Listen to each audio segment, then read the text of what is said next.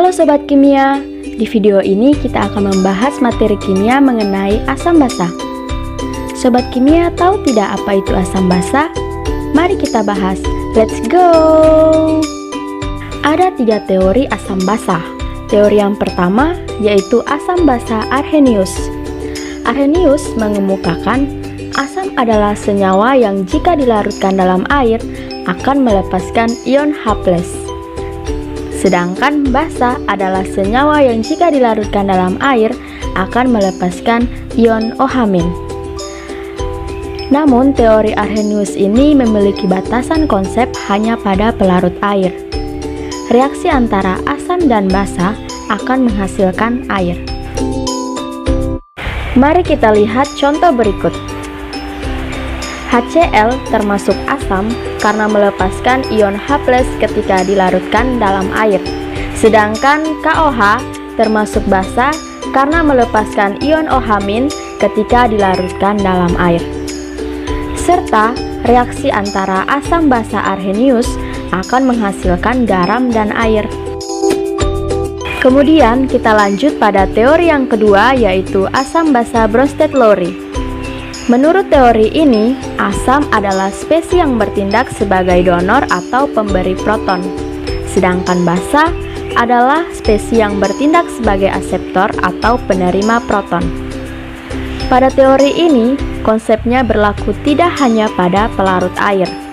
Senyawa yang dapat bertindak sebagai asam dan juga basa Bronsted-Lowry disebut amphoter.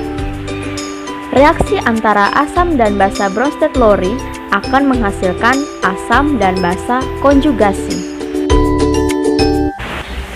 Jika ditinjau dengan teori Bronsted-Lowry, pada reaksi ionisasi HCl ketika dilarutkan dalam air, HCl berperan sebagai asam dan H2O sebagai basa. Karena HCl bertindak sebagai donor proton atau H+ kepada H2O, sehingga HCl berubah menjadi ion Cl-. Sedangkan H2O menerima proton atau H+, sehingga terbentuk ion H3O+. Teori yang terakhir adalah teori asam basa Lewis. Lewis mengemukakan teori asam basa yang lebih luas dibanding kedua teori sebelumnya dengan menekankan pada pasangan elektron yang berkaitan dengan struktur dan ikatan. Menurut definisi asam basa Lewis, asam adalah spesies yang bertindak sebagai akseptor pasangan elektron dan basa adalah spesies yang bertindak sebagai donor pasangan elektron. Kita lihat contoh berikut. Pada contoh ini, NH3 bertindak sebagai basa Lewis karena memberikan pasangan elektron, sedangkan BF3 bertindak sebagai asam Lewis karena menerima pasangan elektron.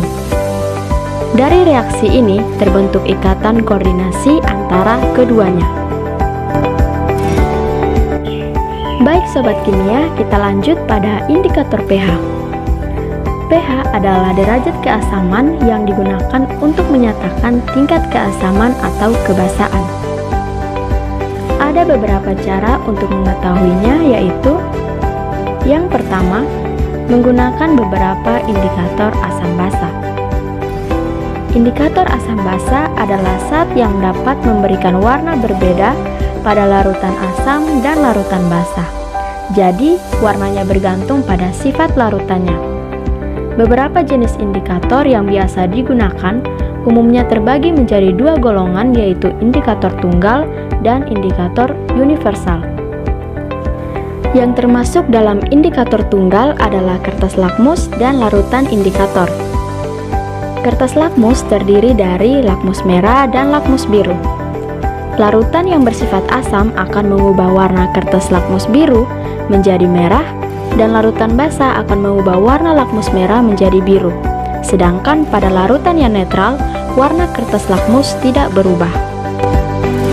Yang berikut adalah larutan indikator. Dengan larutan indikator, sifat pembawaan asam maupun basa menjadi lebih mudah untuk dideteksi. Biasanya digunakan untuk mengetahui rentang pH suatu larutan. Kita lihat tabel berikut. Tabel ini disebut trayek pH, yaitu rentang nilai pH yang menyebabkan indikator berubah warna. Jika pH di bawah trayek pH, maka indikator menunjukkan warna asamnya. Demikian sebaliknya, jika pH di atas trayek pH, maka indikator menunjukkan warna basanya. Mari kita lihat contoh berikut. Jadi, untuk menjawab soal ini, kita bisa melihat trayek pH yang ada dan juga hasil ujinya. Dengan metil jingga menghasilkan warna kuning, maka pH ditaksir di bawah 4,4. Dengan metil merah menghasilkan warna jingga, maka pH ditaksir antara 4,4 dan 6,3. Dengan bromtimol menghasilkan warna kuning, maka pH ditaksir di bawah 6,2. Dengan indikator phenolphthalein tidak berwarna sehingga pH pasti di bawah 8,3. Jadi, kesimpulannya dapat kita lihat dan urutkan, maka pH ada di antara 4,4 dan 6,2, sehingga jawaban yang benar adalah B. Indikator universal.